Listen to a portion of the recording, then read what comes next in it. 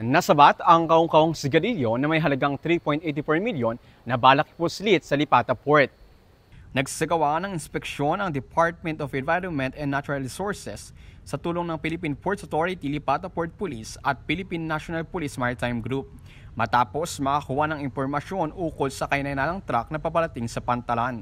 Nasabat ang 192 na kahon ng sigarilyo na di umano'y walang kaukulang dokumento na nagkakahalaga ng 3.84 milyong piso.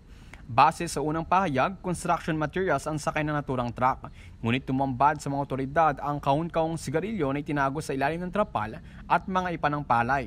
Agad na nagsagawa ng investigasyon at dokumentasyon ng Bureau of Customs or BOC sa mga nakumpiskang kontrabando. Dinala ang mga nahuling individual lula ng truck sa kusadian ng PNP Maritime.